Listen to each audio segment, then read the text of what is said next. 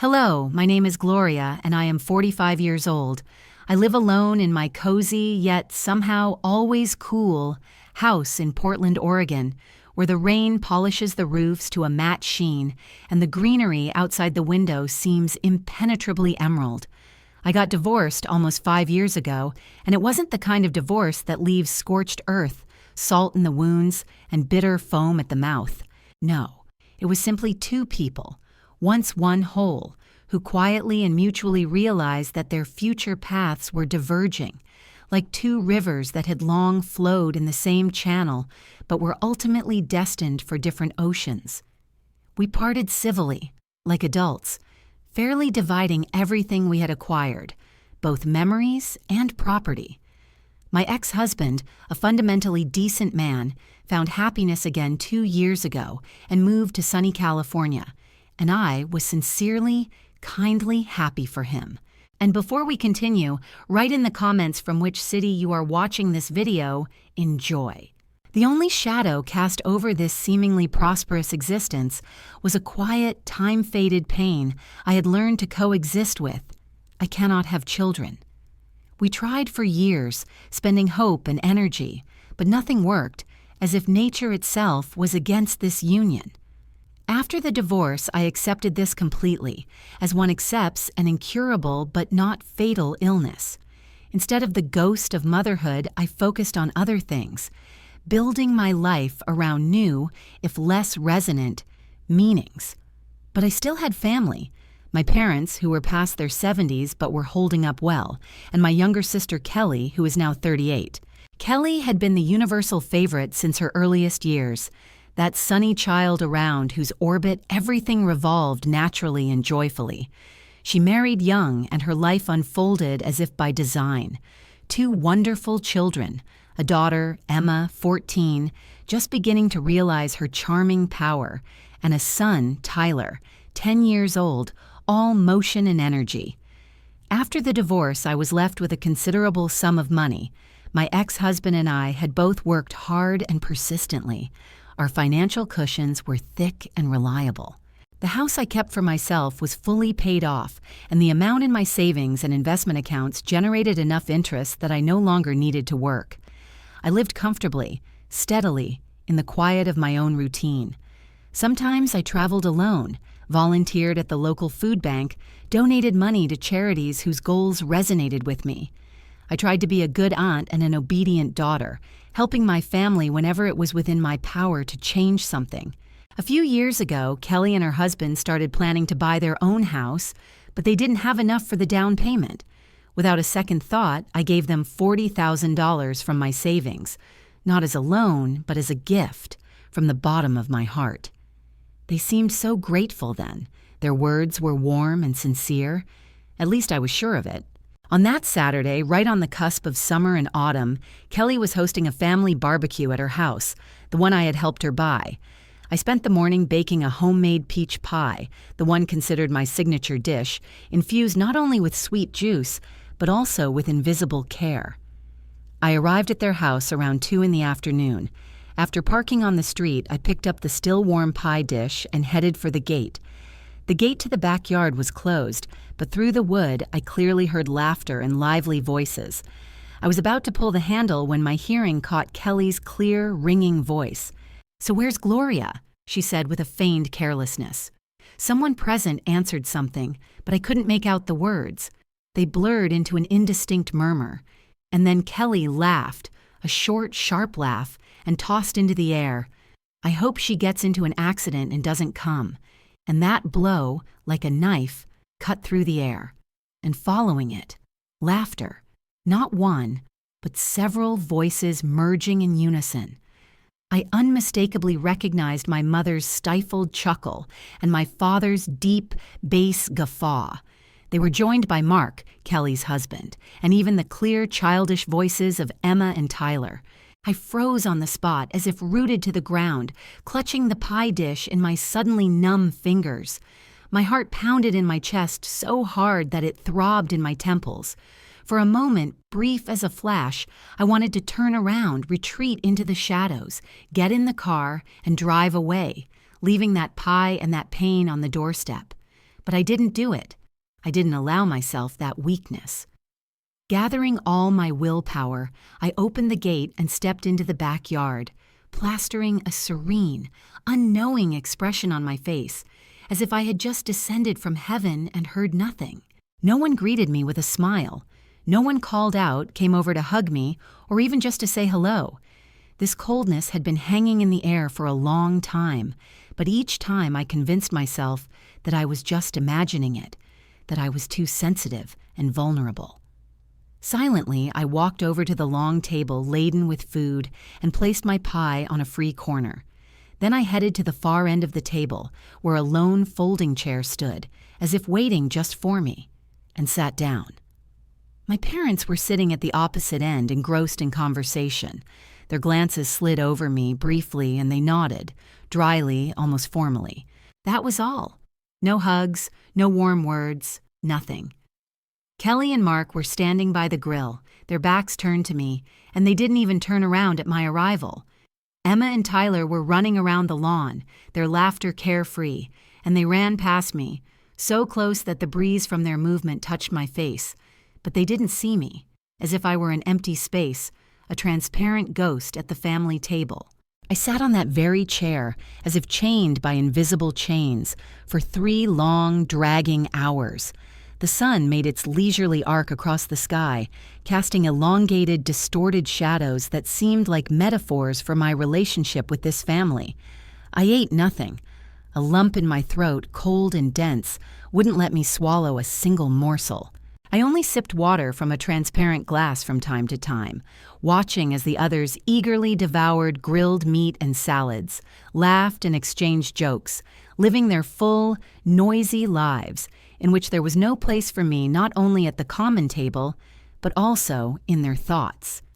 They behaved so naturally and casually, as if I were not a living person, but a faded shadow that had accidentally stumbled into the frame of their happy picture. When the party began to wind down and guests slowly started to leave, I got up and, driven by an old, deeply ingrained habit, began to help with the cleanup. My hands automatically collected dirty dishes, wiped tables sticky from spilled drinks, tied up overflowing trash bags. I was like a cleaning ghost, invisible and silent. Kelly, walking past with a stack of plates, glanced at me, but no word of thanks escaped her lips. No one said anything. When everything was finally washed and put away, I took my empty pie dish. The pie had been eaten to the last crumb, to the smallest spot of peach jam on the bottom. Not a single piece remained, as if my treat had been consumed by a faceless maw, leaving not even a hint of memory of the giver. No one mentioned that it was tasty. No one said anything about it at all. I didn't look for familiar faces to say goodbye to. I simply turned around and left, quietly closing the gate behind me into the life where I, it seemed, had never existed. Arriving home, I collapsed onto the bed without undressing. The fatigue was not physical, but much deeper, having drained all my spiritual strength. I just lay in the dark, staring at the ceiling, which swam in tears that found no outlet. In my head, over and over, like a broken record, that ill-fated phrase played, sharp and poisonous. I hope she gets into an accident and doesn't come. And that chorus of laughter, that soul-chilling unison in which I had horrifyingly recognized the voices of my closest people. The next morning, I forced myself to get up and brew coffee. The hot, bitter drink couldn't dispel the inner cold. I sat down at the kitchen table and finally began to think, mercilessly and soberly, about everything I had done for my family over the years. The $40,000 for Kelly's house was just the beginning, the starting point in a long series of my financial responsiveness. Last year, without a second thought, I paid for Emma's braces, $3,000 giving the girl not just straight teeth, but also self-confidence. I bought Tyler a new computer for school for $1,500, believing I was investing in his education. I gave my parents $20,000 for a new roof on their house, shielding them from unnecessary worry and anxiety. I paid for family vacations, bought generous birthday and Christmas gifts, helped with car repairs and medical bills. And this was the final, bitter result of their gratitude, a wish for me to die in an accident. I picked up the phone and dialed my friend Rachel's number. We had grown close during the crucible of my divorce. She, being a lawyer specializing in estate law and asset planning, had been my guide through that complex process of financial separation. "Rachel, it's Gloria," I said as soon as she answered, and my voice trembled. "Can I come see you? I urgently need advice." "Of course," she replied without further questions. "Bring all your documents." Wills, powers of attorney, all of that. The next morning, having gathered my entire financial history into a briefcase, I went to her office. Rachel sat me down in a comfortable chair and asked what had happened, and I told her everything, as in a confession, about the barbecue, about Kelly's words, about the years of financial support, about the soul-chilling ingratitude. Rachel listened silently, without interrupting, her gaze serious and focused. When I finished, she began carefully studying the papers I had brought. "That $40,000 you gave Kelly for the house," she finally said, looking up at me. "Do you have any agreement with her? A loan agreement? Anything documented?" "No," I admitted quietly. "I just gifted it to her." Rachel shook her head regretfully. "Then by law, you can't get it back. It was a gratuitous gift, not burdened by any conditions." Everything inside me broke and plunged into an abyss. After all she had said, would she really get to keep that money just like that? "I'm afraid so," Rachel confirmed, "but we can make sure she gets nothing more from you. We can completely change your will and revoke all the powers of attorney you've issued." I sat motionless, trying to comprehend the bitter pill. $40,000 were irrevocably lost, but at least I could erect a reliable barrier against further exploitation. Returning home that same day, I felt a faint but hopeful glimmer of relief. At least I had started to act, ceasing to be a passive victim. However, the bitterness of the financial injustice still gnawed at me from within. I sat down at my desk and pulled out the heavy filing drawer. I took out everything indiscriminately: my current will, powers of attorney issued many years ago, insurance policy beneficiary forms, every document, every piece of paper that connected me to those who had so easily wished for my disappearance. And then, sorting through these crisp sheets filled with dry legal language, a terrible, soul-chilling insight dawned on me.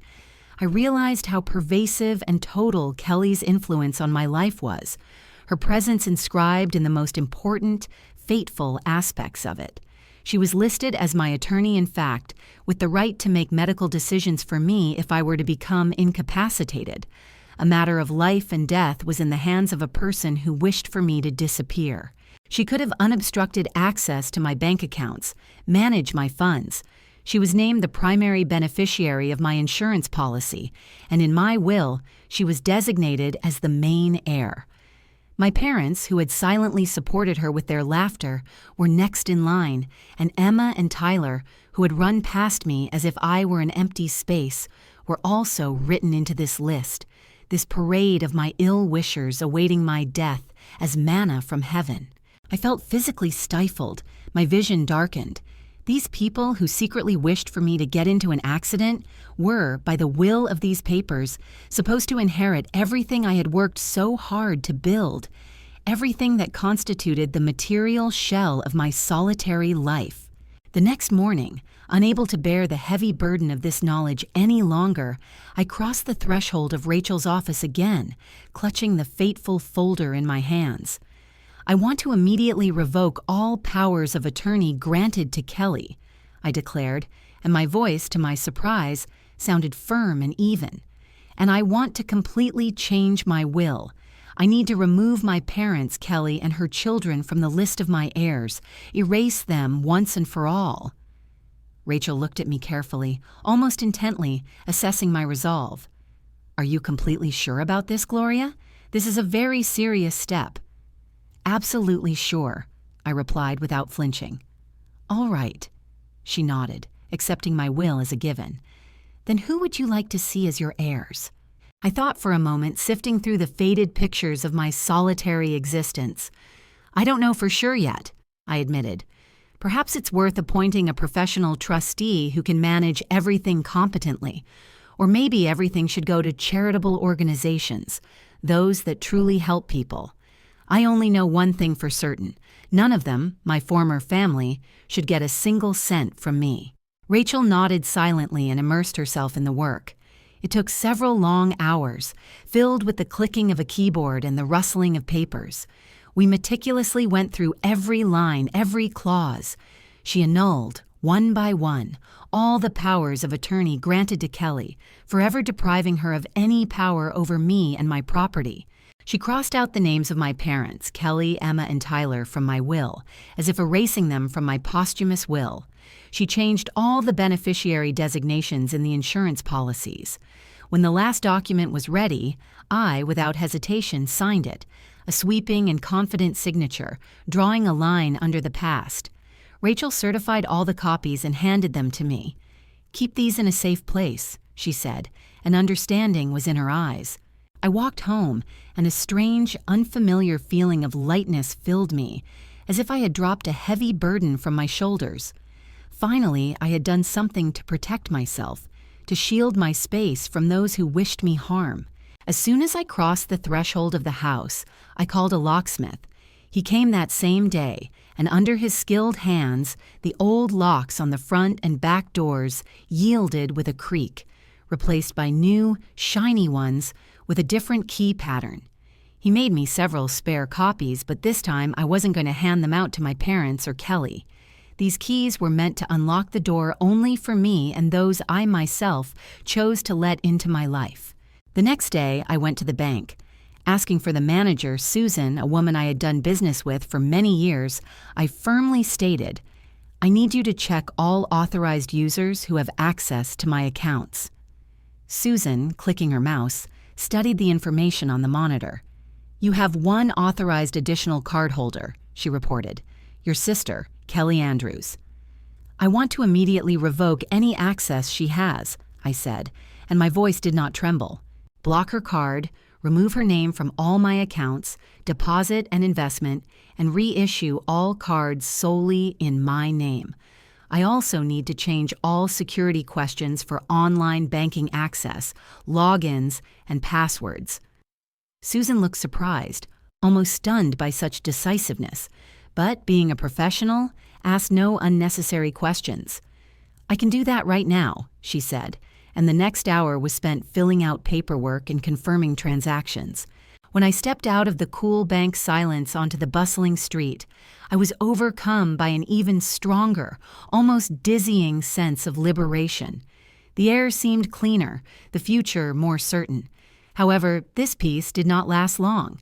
A few hours later, my phone, lying on the passenger seat, rang sharply, shattering the silence. The screen showed the name Kelly. I answered. "Gloria, what the hell is going on?" Her voice was piercing, full of rage and genuine astonishment.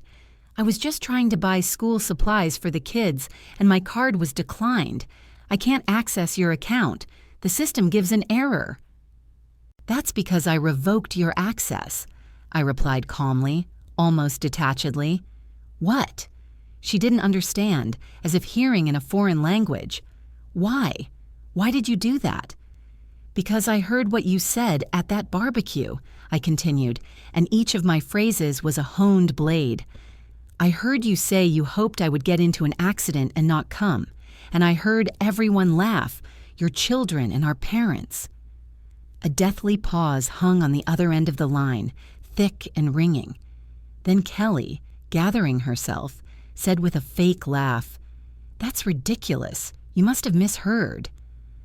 My laugh in response to her pathetic attempt to deny the obvious was short, dry, and devoid of any warmth, like the crack of a breaking branch.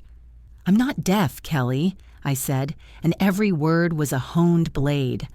"I heard all of you perfectly clearly, and I heard in minute detail that chorus of laughter that followed your heartfelt wish."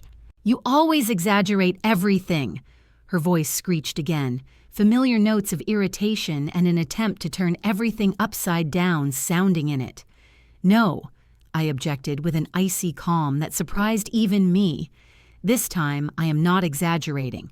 I am no longer going to be your personal ATM, and don't call me again." I hung up, not giving her a chance for further excuses, and in the silence that settled in the house, I felt for the first time in a long time, not pain, but a semblance of strength. About half an hour later, the phone again shattered the silence with its insistent ring. First, my parents called. Their numbers flashed on the screen with silent reproach. Then Mark, Kelly's husband. I watched these attempts to reach me as if from the outside, feeling not the slightest desire to pick up.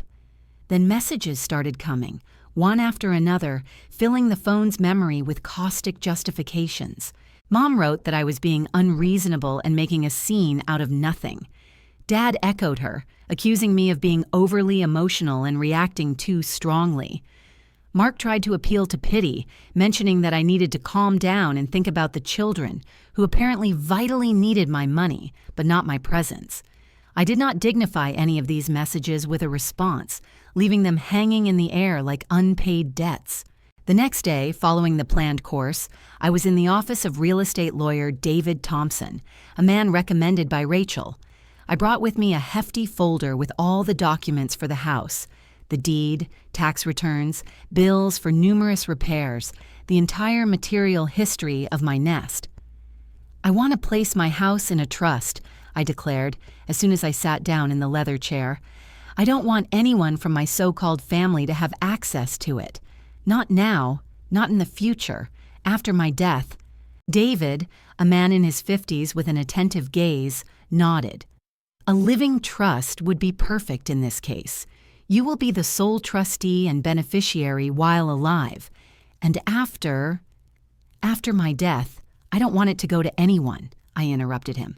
I want it to be sold and all the proceeds donated to charity. A flicker of slight surprise crossed his face, but he merely made a note in his notebook. All right. I assume you also want to exclude your sister from the list of potential beneficiaries related to this property? Yes, I confirmed. Exclude her from everything, without exceptions.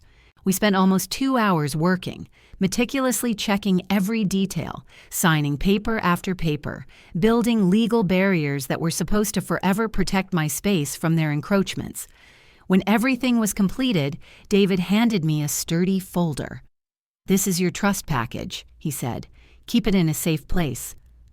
I thanked him and walked out onto the street, feeling with each step the heaviness being replaced by a strange, unfamiliar freedom. Returning home, I had barely crossed the threshold when I heard the sound of a car pulling up to the curb outside. I looked out the window and saw Kelly and Mark getting out of the car. Their faces were contorted with grimaces of anger and irritation. They walked quickly to the front door, and an insistent, demanding knock followed. I didn't move, holding my breath. Kelly knocked again, this time louder, her fist pounding on the wood with force that betrayed her impotent rage. "Gloria, open the door! We need to talk to you!" Her voice sounded piercing and commanding. I continued to remain silent, a mute witness to my own defense. Then I heard a new sound, a metallic jangle and grinding. Kelly was trying to insert her old key into the lock, the one I had once given her with boundless trust. But the lock wouldn't yield, responding only with a dull click. "What the hell?" came Mark's muffled cry. And then I heard Kelly, completely losing her temper, start pounding on the door with real fury. "Gloria, I know you're in there. Open this door right now." I turned around and went into the living room, where I turned on the TV and turned up the volume until the sounds of some cooking show filled the room, drowning out her shrill screams. I sat in the armchair, staring at the screen where a chef was preparing an exquisite dish, and listened as outside the door. On the street, my sister screamed my name until she finally gave up, and the sound of the car driving away announced a temporary victory. A few days later, the phone came to life again, this time from an unknown number. I was about to ignore it, but some vague premonition made me answer. "Aunt Gloria?" came a young, slightly uncertain voice. It was Emma. "Hello, Emma," I replied, feeling a cold lump tighten in my chest. "What's going on?" "Mom and Dad keep saying you've gone crazy and don't want to talk to them," she blurted out. "What happened?" I took a deep breath, gathering my thoughts. "Do you remember what your mom said at that barbecue, right before I arrived?"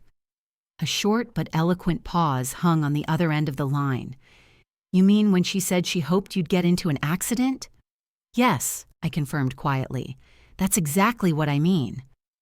Emma fell silent again, and in that silence I heard awkwardness and incomprehension. Well, I remember. I laughed too, but I didn't think it was that serious. It was just a joke. It wasn't a joke to me, I said, and my voice was quiet but steady. That day, with cruel clarity, I learned what my own family truly thinks of me, and I made the only decision possible for any self-respecting person. I will not, cannot, and do not want to help those who, deep down, even in jest, wish for me to disappear, to be erased from the face of the earth. I'm really sorry, Aunt Gloria. Emma's voice on the other end became quieter, tears and sincere remorse audible in it. I didn't mean to hurt you, honestly. I'm very, very sorry, I thought, listening to her. Emma was only 14. She was just a child, impressionable and not fully aware of the consequences of her actions. One who mindlessly laughs along with adults without grasping the poisonous meaning of their jokes. Her guilt was the guilt of a follower, not an instigator. Come see me tomorrow, I said after a pause. We need to talk calmly. Emma appeared on my doorstep the next day.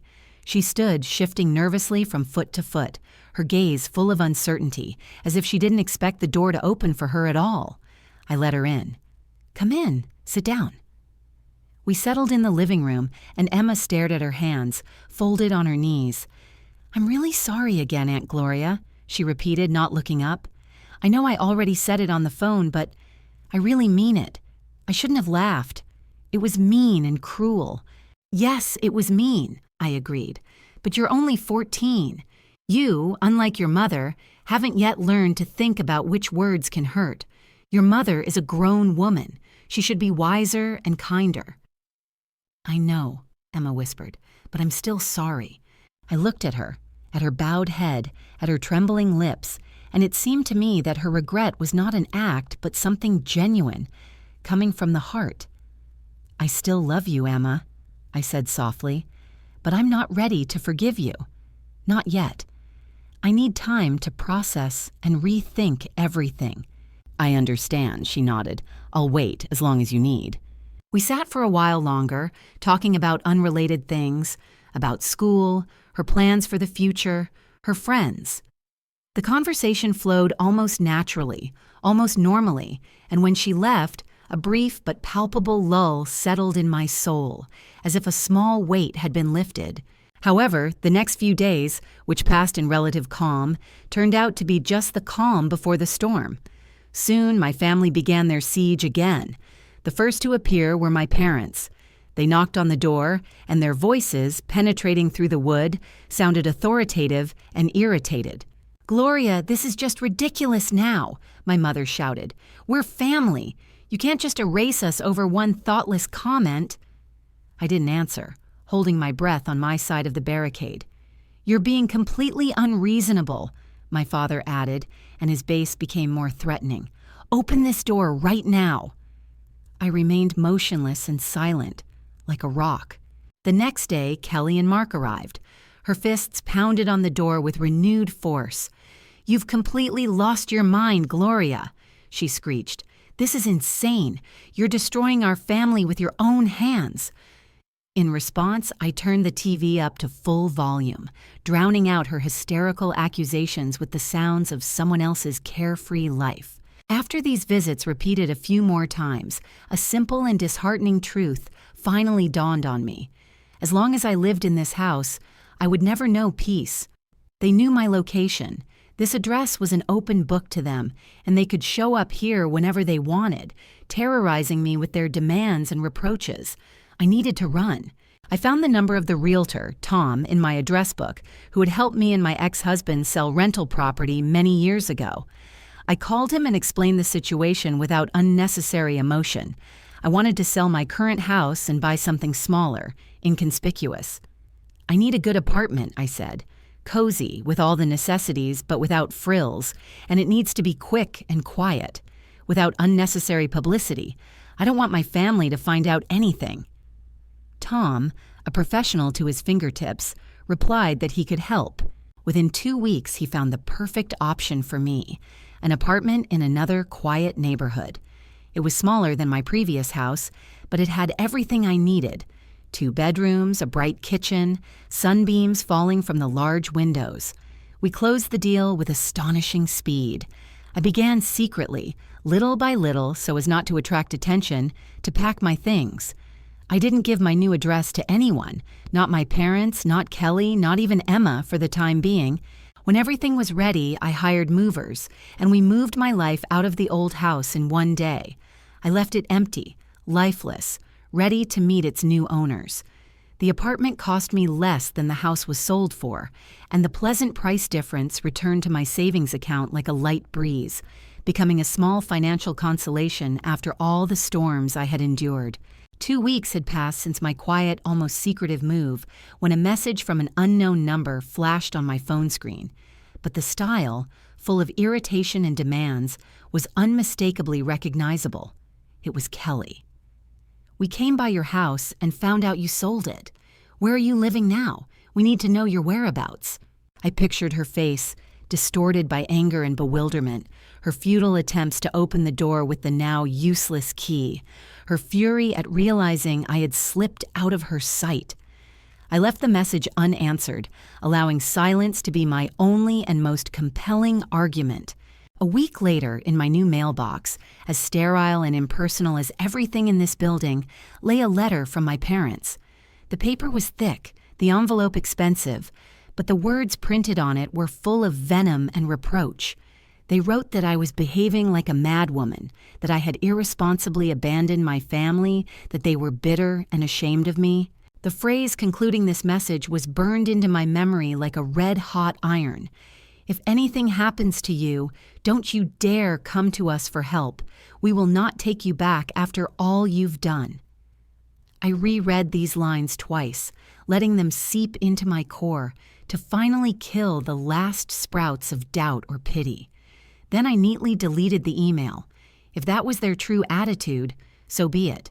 In my new, rebuilt life, there was no place for them either.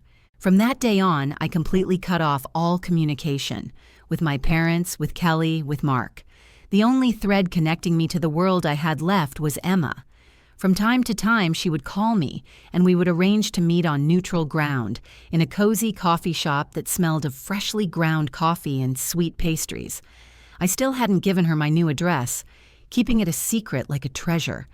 I couldn't risk it, knowing that even unintentionally, she might let it slip and reveal my refuge to those who saw it only as a source of resources.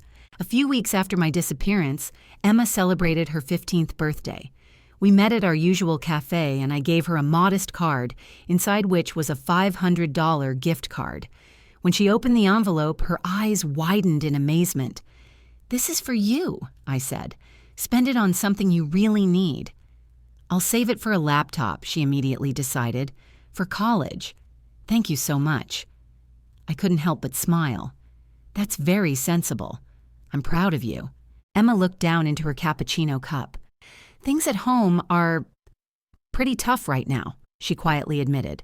"Mom had to get a second job. Dad is constantly working overtime. They're struggling with the mortgage and insurance." "I'm sorry to hear that," I responded, and to my surprise, these words evoked nothing in my soul but a light, almost fleeting haze of regret. No pain, no guilt. "They talk about you all the time," Emma continued, "about how you were supposed to help them, and now they have to manage on their own." "I helped them for years," I reminded her, and my voice sounded calm and confident. "I gave your mom $40,000 for that very house. I paid for your braces. I bought Tyler's computer. I helped your grandparents with a new roof, and they wished I would crash in an accident, so now let them help themselves." Emma nodded silently, and in her eyes I saw not childish stubbornness, but understanding. "I know. I really do understand that." We finished our drinks and parted with a light but palpable sense of relief. 6 months flew by unnoticed, filled with new colors and rhythms. I gradually settled into my new life, which finally belonged only to me. Twice a week, I volunteered at the food bank, where my help was accepted with genuine gratitude. I enrolled in a painting class at the local community center, discovering long-forgotten talents. I allowed myself a spontaneous trip to Vancouver for a long weekend, simply because I felt like it. I was happy in my solitude, enjoying the opportunity to do what I wanted without looking back at the opinions of those who considered me their property. And then one day, a call came from a charitable foundation I had collaborated with for many years. They were organizing a large-scale fundraiser for homeless families and politely inquired if I would like to participate. "Actually," I said, before the thought had fully formed, "I would like to make a donation, $100,000. For a second, there was stunned silence on the other end, full of disbelief. That's incredibly generous, Gloria," the woman finally managed to say. "Are you absolutely sure?" "Absolutely," I replied, and a strange, bright feeling of liberation blossomed in my soul. I had planned to give that money to Kelly for her 40th birthday next year. It was supposed to be a surprise. But now I've decided to give it to those who truly need it and who can genuinely appreciate this help. The next day, I transferred the money. The foundation sent me a touching thank you letter detailing how many families would be given a chance at a normal life thanks to this contribution. Exactly 1 year had passed since I moved into my apartment. I had built a life that belonged solely to me. I woke up when I wanted, ate what I wanted, spent my time as I saw fit. No one called me unreasonable. No one showed up on my doorstep with demands and reproaches. I continued my new life, built according to my own blueprints, where every day was filled with meaning that I chose myself. Volunteering at the food bank gave me a sense of being needed, far more sincere than all the strained family dinners of the past. I joined a book club at the local library where we argued about plots and characters, and no one inquired about the size of my bank account. I started attending yoga classes, where I learned to find inner peace and flexibility, lost over years of trying to please others. Gradually, I formed a circle of new friends, simple, good-hearted people who knew nothing about my family drama and whose hearts didn't ignite with a greedy spark at the mention of my finances. I still kept in touch with Emma, meeting for coffee every few weeks. She was turning into an adult, intelligent and purposeful, doing well in school and seriously thinking about college. I appreciated that she never asked me for money, never tried to use our relationship as leverage for gain. Sometimes I would give her something small myself, a book, a nice pen, but she accepted it with gratitude that held not a shadow of expectation. During one of our meetings, Emma, stirring her cappuccino with a spoon, said cautiously, "Tyler asked about you. He wanted to know why you don't come over anymore." "And what did you tell him?" I asked. "I told him the truth," she sighed. "That Mom said something really hurtful about you, and you decided you didn't want to be around people who treat you like that." "And how did he react?" "He felt sick," Emma admitted. "He said he didn't even understand what was happening then. He just laughed because everyone else was laughing." "He's still a child," I remarked, feeling a strange mixture of pity and detachment. He probably really didn't realize the consequences. Emma looked at me with hope and apprehension. "Do you think you'll ever forgive them?" I thought, looking at the street bustle outside the window. "I don't know. Maybe someday I'll stop feeling angry, but forgiveness doesn't mean I'll let them back into my life. There's a chasm between those things." Emma nodded quietly. "I think I understand." Then she, as if in passing, mentioned that Kelly and Mark were still having serious financial difficulties. The mortgage hung over them like a sword of Damocles. Kelly was wearing herself out with 2 jobs, and Mark was practically living on overtime. They had to give up a lot, cut expenses, and their life had turned into an endless race for survival.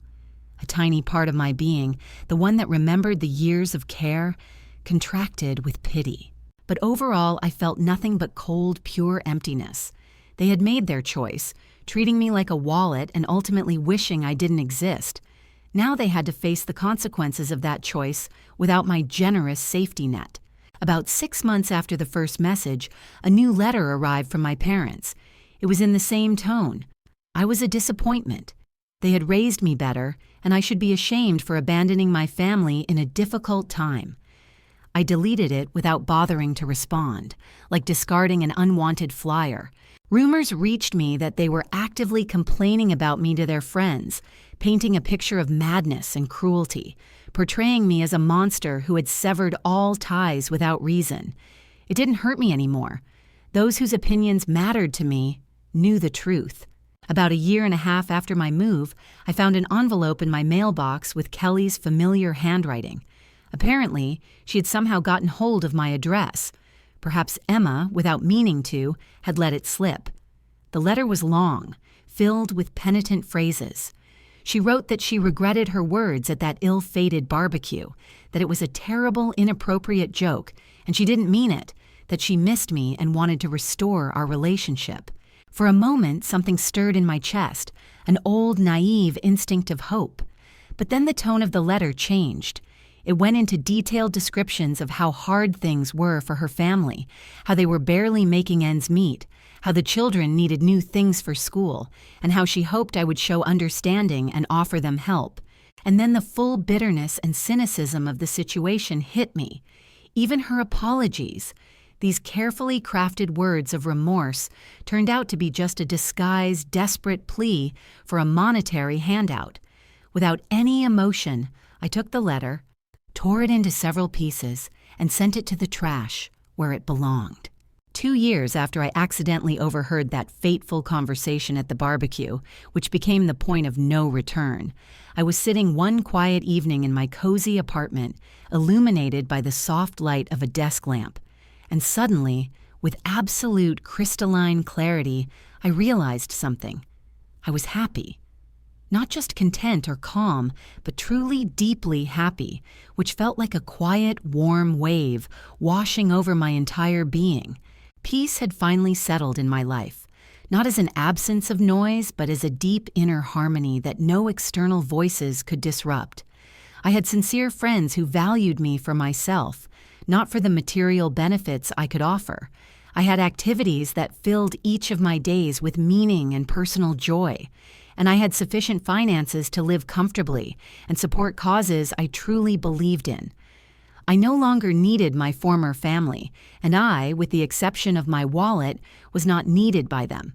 Sometimes my thoughts turned to my ex-husband, and in these memories, there was no bitterness, only a light sadness. After our separation, we had managed to maintain kind, almost friendly relations, and every year he sent me a Christmas card, and I responded in kind. He didn't know about all the drama that had unfolded with my relatives. We didn't delve into such personal abysses, but I was infinitely grateful that when our marriage had run its course, we had both shown enough respect and wisdom to part kindly, fairly dividing everything we had acquired and moving on without the heavy burden of resentment and mutual reproach. How I wished my own blood family had shown me even a shadow of the same respect.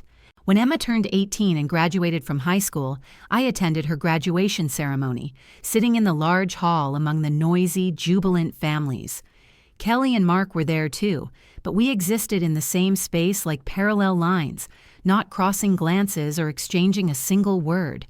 After the ceremony, I met Emma outside, bathed in sunlight, and handed her a congratulatory card, inside which was a check for $5,000 for her college education.